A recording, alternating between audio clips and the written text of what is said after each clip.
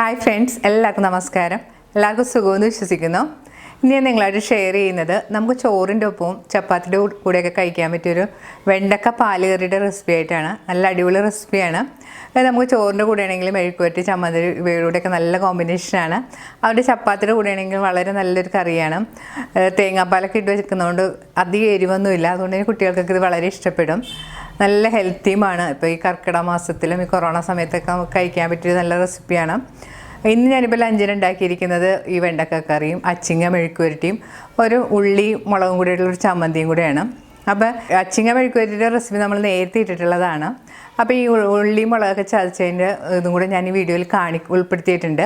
അപ്പോൾ വീഡിയോയുടെ ലാസ്റ്റ് വരെ എല്ലാവരും കാണണം, എന്നാൽ മാത്രമേ അതും കൂടെ കാണാൻ പറ്റുള്ളൂ. അപ്പോൾ കണ്ട് നോക്കിയിട്ട് നിങ്ങൾ ട്രൈ ചെയ്ത് നോക്കിയിട്ട് നിങ്ങളുടെ അഭിപ്രായം കമൻറ്റ് ബോക്സിൽ മറക്കരുത്. നിങ്ങളുടെ ഫ്രണ്ട്സായിട്ടൊക്കെ ഷെയർ ചെയ്യുക. അപ്പോൾ നമുക്ക് ഈ വെണ്ടക്ക പാലുകറി ഉണ്ടാക്കാൻ തുടങ്ങാം. നമ്മുടെ ഗോതമ്പ് നുറുക്കിൻ്റെ ലഡു എൻ്റെ ഒരു ഫ്രണ്ടും സബ്സ്ക്രൈബറുമായ സന്ധ്യാരാഘവൻ ട്രൈ ചെയ്ത് നോക്കിയിട്ട് എനിക്ക് അയച്ചു തന്ന ഫോട്ടോയാണ്. നമ്മുടെ 5 ദിവസം കൊണ്ട് വളരെ ഈസി ആയിട്ട് ചെയ്തെടുക്കാൻ പറ്റുന്ന മുന്തിരിവൈൻ്റെ റെസിപ്പി എനിക്ക് ഷാജി ജോൺ ട്രൈ ചെയ്ത് നോക്കിയിട്ട് അയച്ചു തന്ന ഫോട്ടോയാണ്. 2 പേർക്കും എൻ്റെ സ്പെഷ്യൽ താങ്ക്സ്. കറിക്കായിട്ട് ഞാനിവിടെ എടുത്തിരിക്കുന്ന ഒരു 12 ഈ സൈസിലുള്ള വെണ്ടയ്ക്കയാണ്. നന്നായിട്ട് കഴുകി തുടച്ച് വെള്ളമെല്ലാം കളഞ്ഞ് വെച്ചിരിക്കുന്നതാണ്. നമ്മുടെ വെള്ളമെല്ലാം കളഞ്ഞെടുക്കുമ്പോഴത്തേക്കും പിന്നെ കറി വെക്കുമ്പോൾ അധികം വഴുവഴുപ്പ് ഉണ്ടായില്ല. ആദ്യം വെണ്ടയ്ക്കയുടെ മുകൾ ഭാഗം നമുക്ക് കട്ട് ചെയ്ത് മാറ്റാം. പിന്നെ ഇത് നീളമുള്ള കഷ്ണങ്ങളായിട്ട് മുറിച്ചെടുക്കണം. ഞാൻ ഇതുപോലുള്ള കഷ്ണങ്ങളായിട്ടാണ് മുറിച്ചെടുത്തിരിക്കുന്നത്. ഇതിപ്പോൾ എൻ്റെ ഗാർഡനിൽ തന്നെ ഉണ്ടായിരുന്ന വെണ്ടയ്ക്കയാണ്. ഞാൻ പറിച്ചെടുത്ത് ഉടനെ തന്നെ കറി വെക്കുകയാണ്. അപ്പം അങ്ങനെ വെക്കുമ്പോഴത്തേക്ക് നല്ല ടേസ്റ്റാണ്. അതേ വളമൊന്നും ഇടാതെ മരുന്നൊന്നും അടിക്കാത്ത നല്ല ഫ്രഷ് വെണ്ടയ്ക്കയാണിത്. ഇനി അരിഞ്ഞെടുത്ത വെണ്ടയ്ക്കയിലേക്ക് നമുക്ക് 1/2 ടീസ്പൂൺ മഞ്ഞൾപ്പൊടിയും 1/2 ടീസ്പൂൺ ഉപ്പുപൊടിയും ചേർത്തൊന്ന് നന്നായിട്ട് മിക്സ് ചെയ്തിട്ട് മാറ്റി വെക്കാം. ഇനി നമുക്ക് കറിക്കായിട്ട് വേണ്ടത് ഒരു ചെറിയ സവാള കനം കുറച്ച് നീളത്തിൽ അരിഞ്ഞത്, ഒരു 4 പച്ചമുളക് നീളത്തിൽ കീറിയത്, കുറച്ച് കറിവേപ്പില, 2 ടീസ്പൂൺ ജിഞ്ചർ ഗാർലിക് പേസ്റ്റ്. ഞാനിവിടെ ഇഞ്ചിയും വെളുത്തുള്ളിയും കൂടി ചതച്ചാണ് എടുത്തിരിക്കുന്നത്. കറിക്ക് ആവശ്യമുള്ള മസാലപ്പൊടികളാണിത്.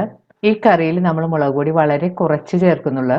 4 ടീസ്പൂൺ മല്ലിപ്പൊടി, 1 ടീസ്പൂൺ കുരുമുളക് പൊടി, 1 ടീസ്പൂൺ ഗരം മസാലപ്പൊടി, 1/4 ടീസ്പൂൺ മഞ്ഞൾപ്പൊടി, 1/2 ടീസ്പൂൺ മുളക് പൊടി.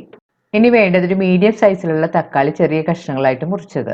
ആദ്യം നമുക്ക് ഈ വെണ്ടക്ക ഒന്ന് വറുത്തെടുക്കണം. വെണ്ടക്ക വറുക്കാനായിട്ട് ഞാനൊരു പാൻ ചൂടാക്കാൻ വെച്ചിട്ടുണ്ട്. അതിലേക്ക് ആവശ്യത്തിന് വെളിച്ചെണ്ണ ഒഴിച്ചു കൊടുക്കാം. വെണ്ടക്ക ഒന്ന് നന്നായിട്ട് വറുത്തെടുത്തിട്ടാണ് ഈ കറി ഉണ്ടാക്കുന്നത്. അപ്പോൾ കറിക്ക് അധികം വഴുവഴുപ്പ് ഉണ്ടാകുകയുമില്ല, ഒരു പ്രത്യേക ടേസ്റ്റ് ആയിരിക്കും. എണ്ണ നല്ലതുപോലെ ചൂടായി വരുമ്പോൾ ഇതിലേക്ക് മഞ്ഞൾപ്പൊടിയും ഉപ്പുപൊടിയും കൂടി പുരട്ടി വെച്ചിരിക്കുന്ന വെണ്ടക്ക ചേർത്ത് കൊടുക്കാം. ഞാനിവിടെ 2 ബാച്ചായിട്ടാണ് വറുത്തെടുത്തിരിക്കുന്നത്.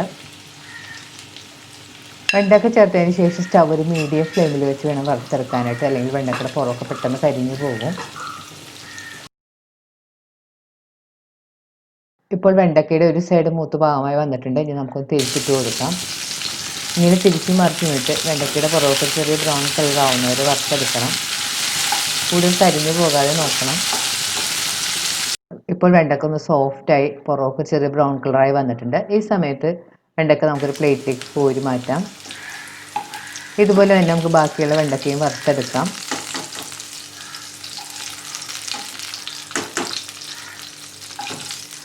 ഇപ്പോൾ വെണ്ടക്കയെല്ലാം വറുത്തെടുത്തിട്ടുണ്ട്. ഇനി നമുക്ക് കറി ഉണ്ടാക്കാൻ തുടങ്ങാം. വെണ്ടക്ക വറുത്തെടുത്ത പാനിൽ തന്നെയാണ് ഞാനിവിടെ കറി ഉണ്ടാക്കുന്നത്. അതിലേക്ക് കുറച്ച് വെളിച്ചെണ്ണയും കൂടി നമുക്ക് ഒഴിച്ചു കൊടുക്കാം. ഇനി നമുക്ക് ചൂടായ എണ്ണയിലേക്ക് സവാള, കറിവേപ്പില, പച്ചമുളകും കൂടി ചേർത്ത് കൊടുക്കാം. അപ്പോൾ ചേർത്ത് 2-3 മിനിറ്റ് ഒരു മീഡിയം ഫ്ലെയിമിൽ വെച്ച് നന്നായിട്ട് വഴറ്റി കൊടുക്കാം. സവാളയെല്ലാം ഒന്ന് ചെറുതായിട്ട് സോഫ്റ്റായി തുടങ്ങുമ്പോൾ അതിലേക്ക് നമുക്ക് ഇഞ്ചിയും വെളുത്തുള്ളിയും ചതച്ചും കൂടി ചേർത്ത് വീണ്ടും നന്നായിട്ട് വഴറ്റി കൊടുക്കാം. സവാളയെല്ലാം ഒന്ന് നന്നായിട്ട് സോഫ്റ്റായിട്ട് ചെറുതായിട്ട് കളറെല്ലാം മാറി തുടങ്ങിയിട്ടുണ്ട്. ഈ സമയത്ത് നമുക്കിതിലേക്ക് എടുത്തു വെച്ചിരിക്കുന്ന പൊടികൾ ചേർത്ത് കൊടുക്കാം.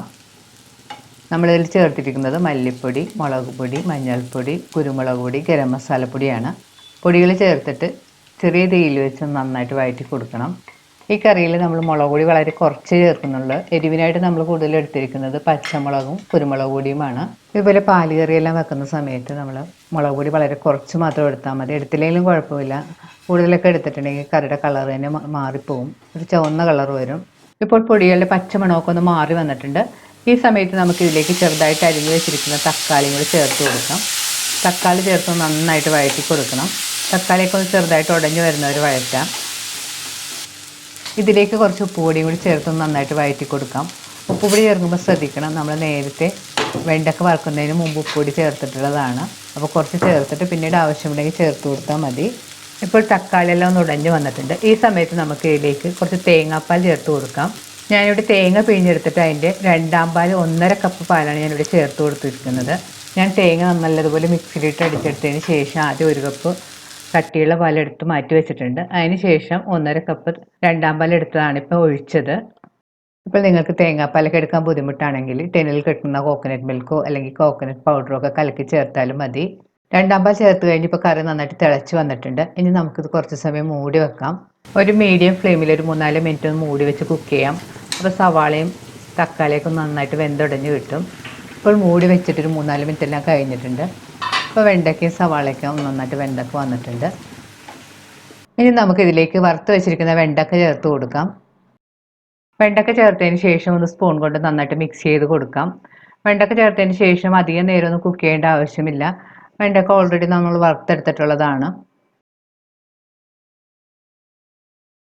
ഇനി നമുക്ക് സ്റ്റവ് ഒരു മീഡിയം ഫ്ലെയിമിൽ വെച്ചിട്ട് 2-3 മിനിറ്റ് ഒന്ന് മൂടി വെച്ച് കുക്ക് ചെയ്യാം. മസാല എല്ലാം വെണ്ടയ്ക്കയിലൊന്ന് പിടിച്ച് കിട്ടാൻ വേണ്ടിയിട്ടാണ്.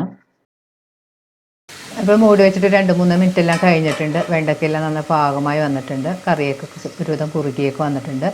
ഈ സമയത്ത് നമുക്ക് ഇതിലേക്ക് പിഴിഞ്ഞ് വെച്ചിരിക്കുന്ന 1/4 പാലും കൂടി ചേർത്ത് കൊടുക്കാം. 1 കപ്പ് 1/4 പാലാണ് ഇതിലേക്ക് ചേർത്തിരിക്കുന്നത്. നല്ല കട്ടിയുള്ള 1/4 പാലാണ്. ഈ തേങ്ങാപ്പാലാണ് ഈ കറിക്ക് കൂടുതൽ ടേസ്റ്റ് നൽകുന്നത്. 1/4 പാൽ ചേർത്ത് കഴിഞ്ഞ് ശ്രദ്ധിക്കേണ്ടത്, നമ്മൾ പിന്നെ കറി തിളപ്പിക്കേണ്ട ആവശ്യമില്ല. 1/4 പാൽ ചേർത്ത് കഴിഞ്ഞ് നന്നായിട്ട് മിക്സ് ചെയ്ത് കൊടുക്കണം. മിക്സ് ചെയ്ത് നന്നായിട്ട് ചൂടായി വരുമ്പോഴത്തേക്ക് നമുക്ക് കറി ഓഫ് ചെയ്താൽ മതി. 1/4 പാൽ ചേർത്ത് കഴിഞ്ഞ് കറി തിളച്ചിട്ടുണ്ടെങ്കിൽ കറി ചിലപ്പോൾ പിരിഞ്ഞ പോലെയൊക്കെ ഇരിക്കും. അപ്പോൾ തിളക്കുന്നതിന് മുമ്പായിട്ട് തന്നെ നമ്മൾ പ്രത്യേകം ശ്രദ്ധിച്ച് കറി ഓഫ് ചെയ്യണം. ഇനി സ്റ്റവ് ഓഫ് ചെയ്തതിന് ശേഷം നമുക്ക് കറി മാറ്റി വെക്കാം. ഈ കറി ഇങ്ങനെ തന്നെ വേണമെങ്കിൽ നമുക്ക് ഉപയോഗിക്കാം. പക്ഷേ ഞാൻ അതിൽ കുറച്ച് കടുകൊക്കെ വറുത്തിടുന്നുണ്ട്. കടുകും കൂടി വറുത്തിടുമ്പോഴത്തേക്ക് കറിക്ക് നല്ല ടേസ്റ്റ് ആയിരിക്കും. കടുക് വറുത്തിടാനായിട്ട് ഞാനിവിടെ ഒരു ചെറിയ പാൻ ചൂടാക്കാൻ വെച്ചിട്ടുണ്ട്. പാൻ ചൂടായി വരുമ്പോൾ നമുക്കതിലേക്ക് കുറച്ച് വെളിച്ചെണ്ണ ഒഴിച്ചു കൊടുക്കാം. വെളിച്ചെണ്ണ നല്ലപോലെ ചൂടായി വരുമ്പോൾ അതിലേക്ക് കടുക് ഇട്ട് പൊട്ടിക്കണം. കടുക് നല്ലതുപോലെ പൊട്ടി വരുമ്പോൾ അതിലേക്ക് കറിവേപ്പിലയും കുറച്ച് ചെറിയ ഉള്ളി അരിഞ്ഞതും കൂടി ചേർത്ത് നന്നായിട്ട് വഴറ്റി കൊടുക്കാം. ഇപ്പോൾ ഉള്ളിയെല്ലാം മൂത്തൊരു ബ്രൗൺ കളറായി വന്നിട്ടുണ്ട്. ഈ സമയത്ത് നമുക്ക് സ്റ്റവ് ഓഫ് ചെയ്യാം. ഇനി കടുക് താളിച്ചത് നമുക്ക് കറിയുടെ മുകളിലേക്ക് ഒഴിച്ചു കൊടുക്കാം. ഇനി സ്പൂൺ കൊണ്ടൊന്ന് പതുക്കെ മിക്സ് ചെയ്ത് കൊടുക്കാം.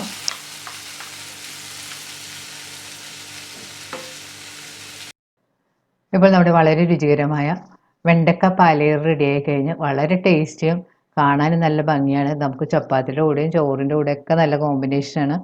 അപ്പോൾ നിങ്ങളിത് ട്രൈ ചെയ്ത് നോക്കണം. നല്ല ഹെൽത്തി ആയിട്ടുള്ളൊരു കറിയാണ്. ഈ കർക്കിടക മാസത്തിലൊക്കെ നമുക്ക് കൂടുതൽ പച്ചക്കറികളൊക്കെ കഴിക്കുന്നത് വളരെ നല്ലതാണ്.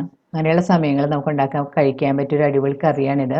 ഇതിൻ്റെ കൂടെ ഞാനൊരു ഉള്ളിച്ചമ്മന്തിയും കൂടി ഉണ്ടാക്കി കാണിക്കുന്നുണ്ട്.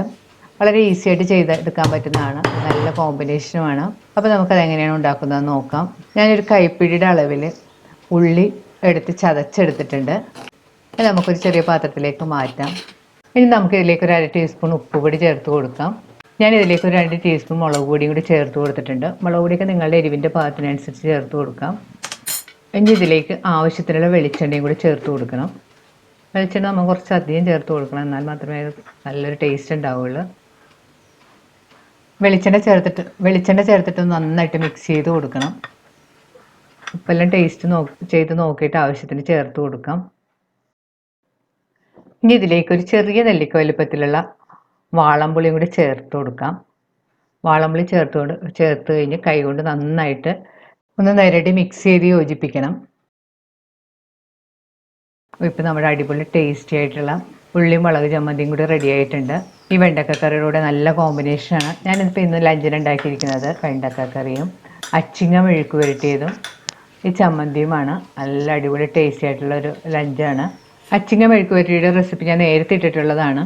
അപ്പോൾ അതിൻ്റെ ലിങ്ക് ഞാൻ ഡിസ്ക്രിപ്ഷനിൽ കൊടുക്കുന്നതാണ്. ഇനി നമുക്ക് റെഡിയായ വെണ്ടക്ക കറി ഒരു സെർവിങ് ബൗളിലേക്ക് മാറ്റാം. ഇപ്പം ഞാനിവിടെ പ്ലേറ്റിൽ എടുത്ത് വെച്ചിരിക്കുന്നത് വെണ്ടക്ക കറി, അച്ചിങ്ങ മെഴുക്ക് പുരട്ടി, ഉള്ളി ചമ്മന്തി വേണം. അപ്പം നിങ്ങളിത് ട്രൈ ചെയ്ത് നോക്കുക. ഇത് അടിപൊളി ലഞ്ച് കോംബോയാണ്. ട്രൈ ചെയ്ത് നോക്കിയിട്ട് നിങ്ങളുടെ അഭിപ്രായം കമൻറ്റ് ബോക്സിൽ ഇടാൻ മറക്കരുത്. നിങ്ങളുടെ ഫ്രണ്ട്സുമായിട്ടൊക്കെ ഷെയർ ചെയ്യുക. വീണ്ടും ഇതുപോലുള്ള റെസിപ്പി ആയിട്ട് നമുക്ക് കാണാം. താങ്ക്